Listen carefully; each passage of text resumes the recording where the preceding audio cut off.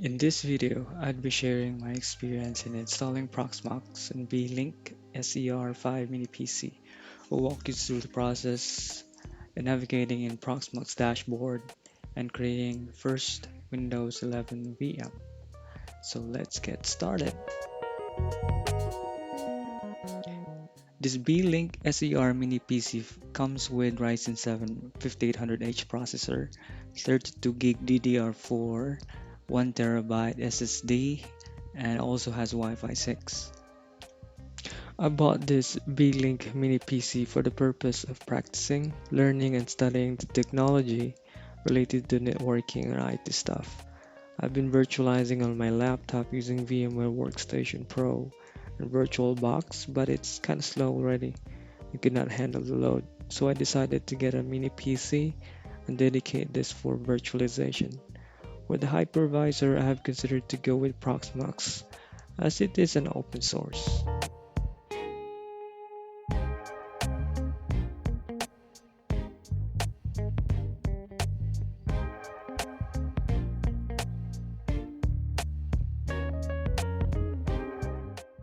At the back, we can see it has 1 gigabit LAN port, 2 USB ports, display port, an HDMI port, and a DC power in. And at the front, we can see 2 USB ports, Type C connector, a power button, and audio jack. Continuing what's inside the box, we have a mounting bracket here, a 19-volt output power adapter. We have also 2 HDMI cables, a shorter cable which is 25 centimeter and 100 centimeter HDMI cable. And we can also see some mounting screws here. I'm powering this up for the first time to know if it's really booting properly with the pre-installed OS that came with it and have no issue with the hardware. This Beelink comes with Windows 11. I will go quickly through the setup process.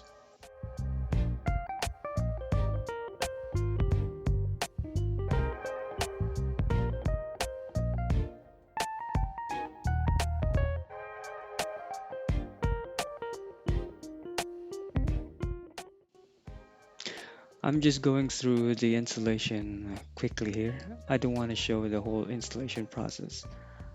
I just want to show the Wi-Fi is enabled by default. It will detect the Wi-Fi connection and we just need to select the correct Wi-Fi to go through the setup. After completing the setup, I pulled up the Xdiag and able to confirm that it came with the correct hardware specs that advertised in the box. Now that I know hardware is fine, we can go ahead and install Proxmox VE. I'm following a guide here in installing Proxmox VE on Beelink, and I'll add a link in the description. What we need first is a USB flash drive with at least 8 gig capacity. Second, we need to download the Proxmox VE 8.1 ISO file. And third is we need Balena Etcher to create the bootable installer. I have already done this to save time. It's basically an easy steps to follow.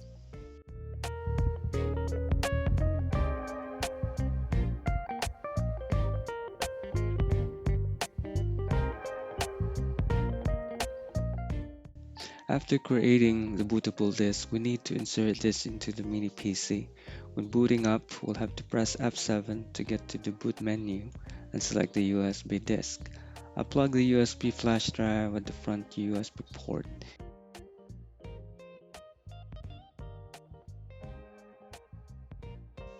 In here, I got confused since I did not find any USB from the choices. My mind was kind of focused on the word USB itself. So I ended up selecting Enter Setup to get to BIOS.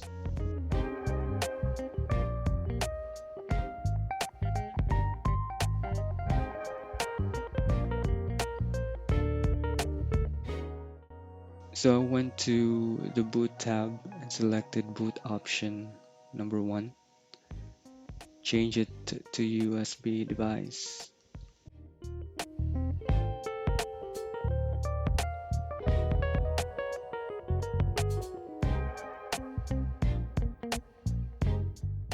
After saving the BIOS changes, we got this Proxmox welcome page.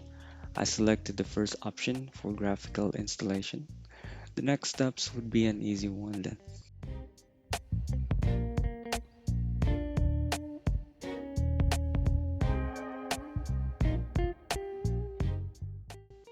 The target disk to select here is the local storage.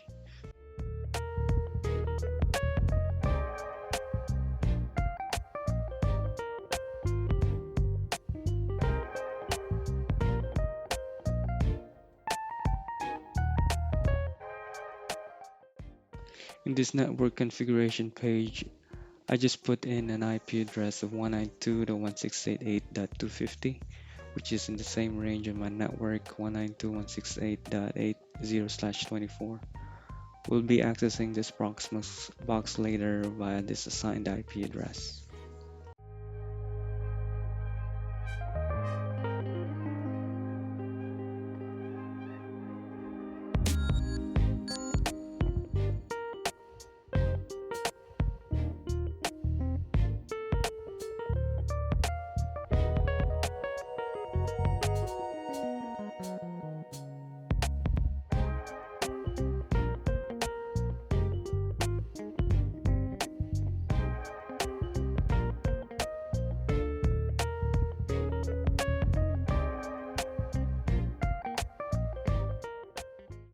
Alright, installation is successful.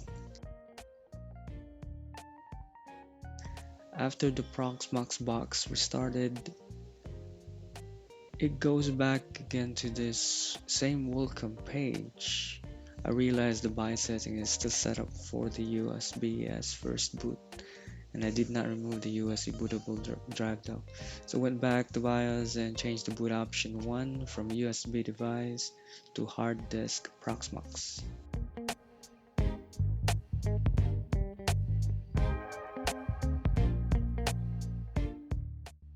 This time Proxmox is properly loading now.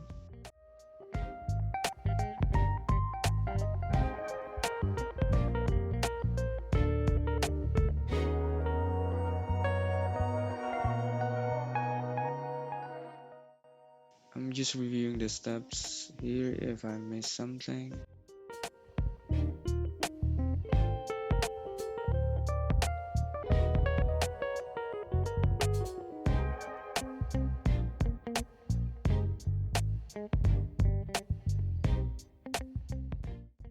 We made it on this part where it shows the IP address with the login prompt. The default port to access Proxmox UI is 8006. I'm typing here the assigned IP address 192.168.8.250:8006. This is the login window to Proxmox. The username here will be root. This pop-up is just saying we don't have a valid subscription. We just click OK. Now this is the Proxmox VE dashboard looks like.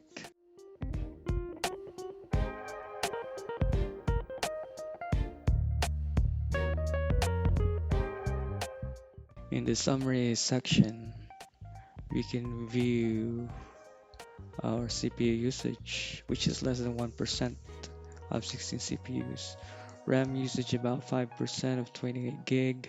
For disk space usage, I noticed the disk space is only 93 gigabyte, but then I realized this is the root partition only. I jump ahead and preparing an external USB flash drive to store a couple of ISO files. I have a 32 gig flash drive inserted to the box and it detected it, but it's not formatted yet. So to prepare this USB drive for storage, first we need to select wipe disk. Are you sure you want to wipe the disk? We'll just click yes here.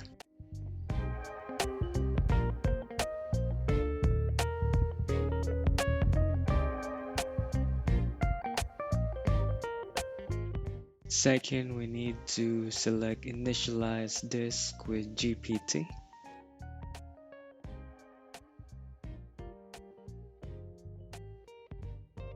The last step here is to create a directory. so that it will mount to Proxmox. Just create directory, selected the disk, file system will be ext4, and then name this one as ISO files.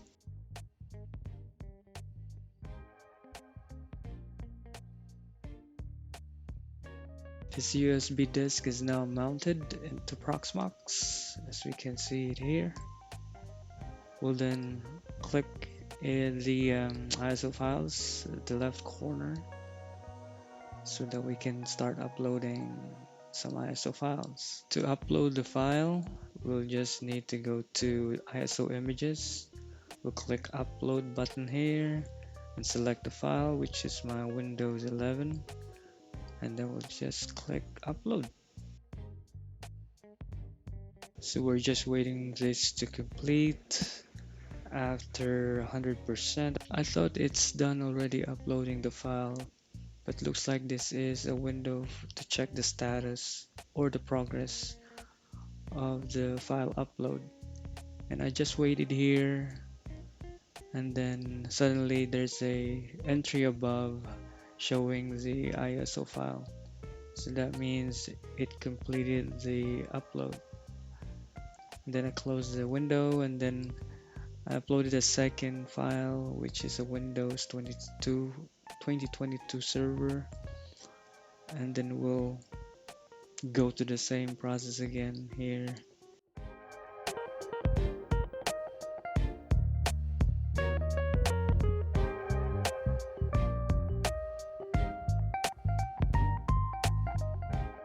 Now we have the same window shown earlier. This is what they call task viewer. We go to status, we see the duration here, it's progressing. We don't see an entry or file yet above, so we just have to wait. After 2 minutes and 9.2 seconds, it stopped. We can see in the output that the finished importing the file successfully, and we can see now an entry for this Windows 22 ISO file. At the bottom section under task, we can view the log entries for the changes we've done so far into Proxmox. We are in the last part of this video, that is creating a first guest Windows 11 OS in Proxmox. I pulled up this guide titled Installing Windows 11 on Proxmox by just searching through Google, and I'll share the link in the description.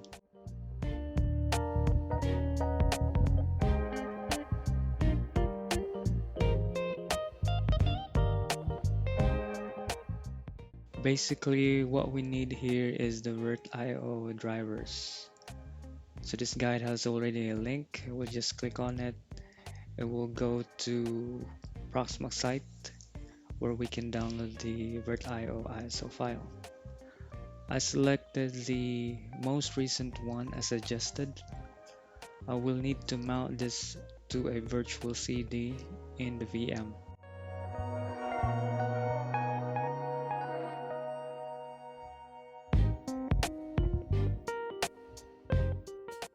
I made a shortcut here, and as you can see, the VirtIO ISO file, just like what we did with those two ISO files earlier. Now let's create our very first guest OS by clicking create VM at the top right corner.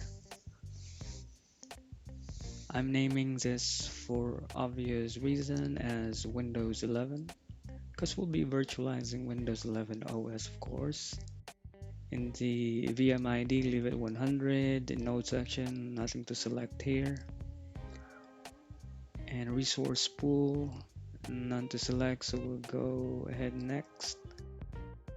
In the OS section, we'll select the Windows 11 ISO files. So the storage is already in ISO files directory where we store the Windows 11 ISO file. So we just need to find it and select.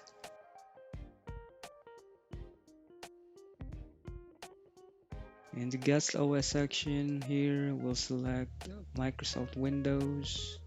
Version is 11/2022, which is at the top.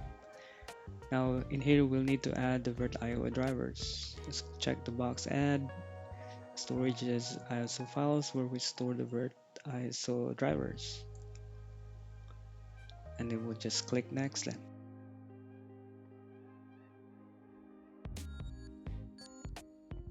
In system section, we'll select graphic card as default, machine as Q35, BIOS as UEFI, and the EFI storage will be a local LVM, where this is the local storage. For SCSI controller, we'll leave it as VirtIO SCSI single. We'll check this QEMU agent box. For the TPM, we'll select the local VM, LVM. Version leave it to 2.0 and then next. In disk section, we'll select the local LVM, the storage, local storage, and set the size to 64 gig. Now in cache, I'll be selecting write back here. Check discard. I've read some guys that write back and discard will provide a good performance. So I'm selecting these options. In bandwidth section, there's none to select here. So we'll just click next. In CPU section, we'll set the cores to 4. Type leave it as it is. And we'll just go next.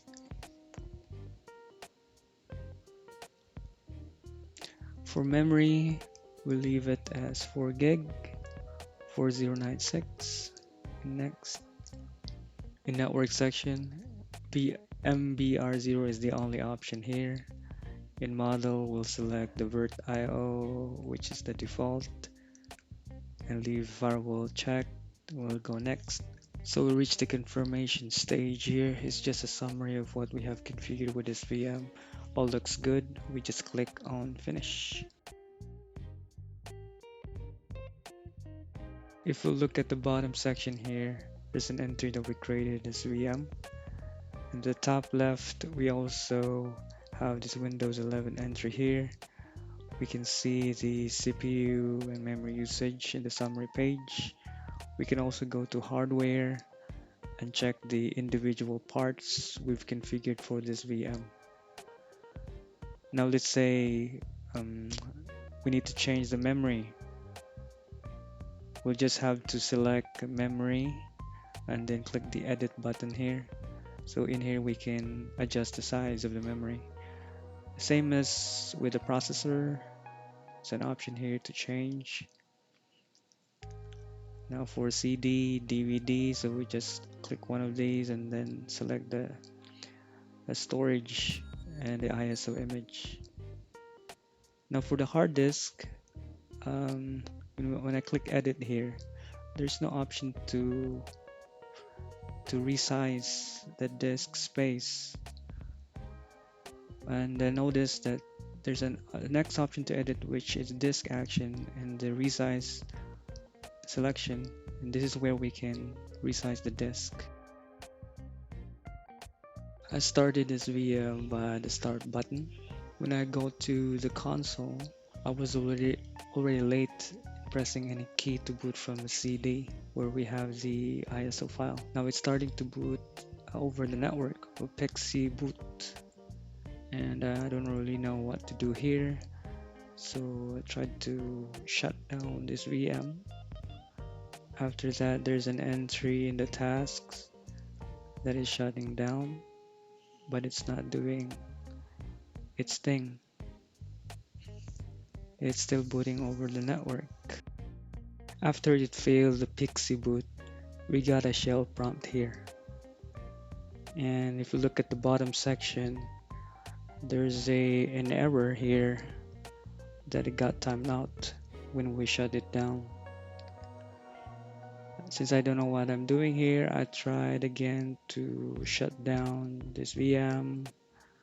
I tried stopping it, selecting stop here, but it's not really going nowhere. It just won't shut down. So I type exit in the shell prompt, and this goes to the BIOS screen. We'll just select continue here, so we'll boot again, and this time I have to press a key and then it should go to the installation process. Alright, reached the Windows installation screen now.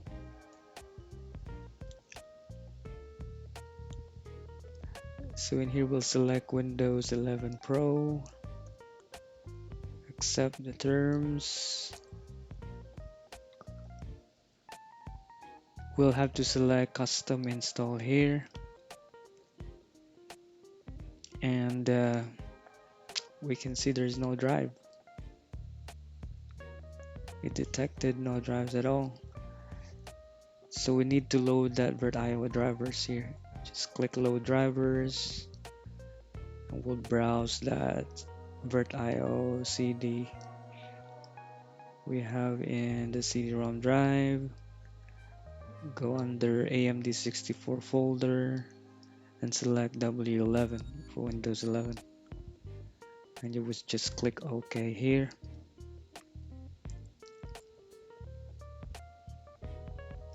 After that, we have the driver available and just load it.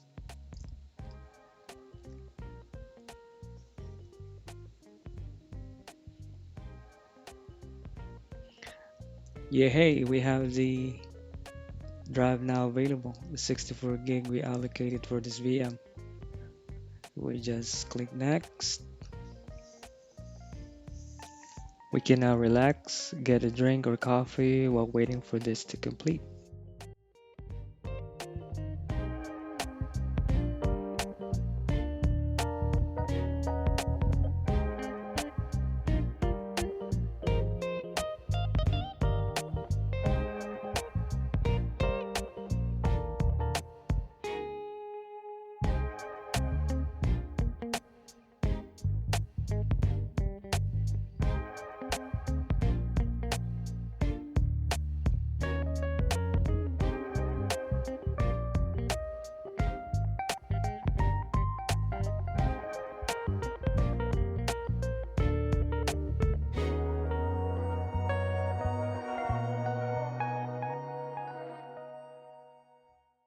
Okay, this screen looks familiar. So we should be able to set up this Windows 11.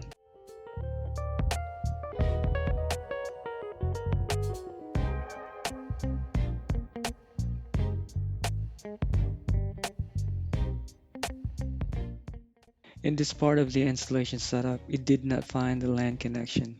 Wi-Fi is not available as expected since we're booting the VM. I have a wired Ethernet from a switch going to the gigabit port of this Beelink at the back. I tried to secure the cabling but still not detected in the setup screen, so I went to the hardware section, selected the network device and click edit, disable firewall, thinking that this could be a firewall issue. But then I went back to the console and then still the LAN is not detected. Go back again to the network device, edit it, and in the model section I selected Intel E1000 and click OK. And when I go to the console again, this time it will detect the LAN connection, as we can see here. So the next process will be an easy install then.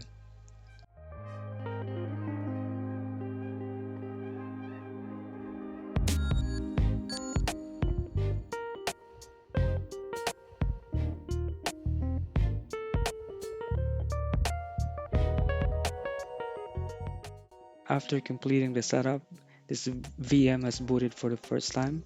I went to Device Manager to see if there are issues with the drivers and noticed this too.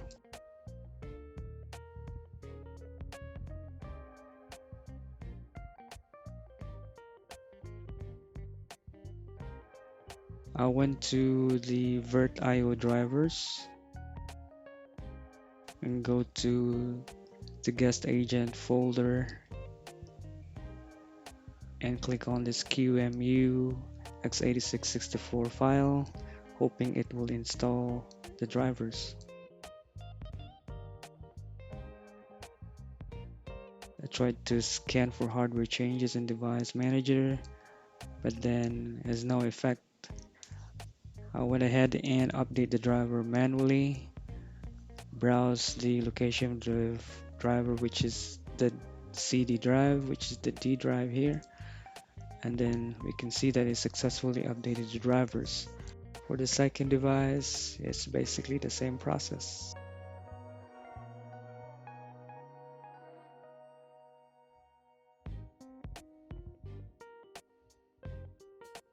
Now both have the proper drivers now. I'm trying to check other devices here. There's still some issues with the driver, but it looks all good.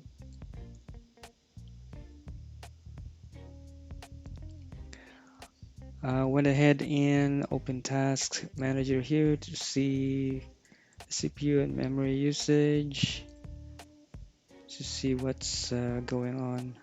I just want to show you the location of the VM disk. This is under local LVM. We can see the usage here. In VM disk, we can see disk 0. This is for the UEFI. Disk 1 is for the 64 gig we assign. Disk 2 is for the TPM. Back to Windows 11 here, we can take a snapshot. Here is the section where we can get a snapshot of this VM. I removed the mounted ISO files into 2 CD DVD, rebooted the VM, and started this again to know if it's really working. Now this should be all good.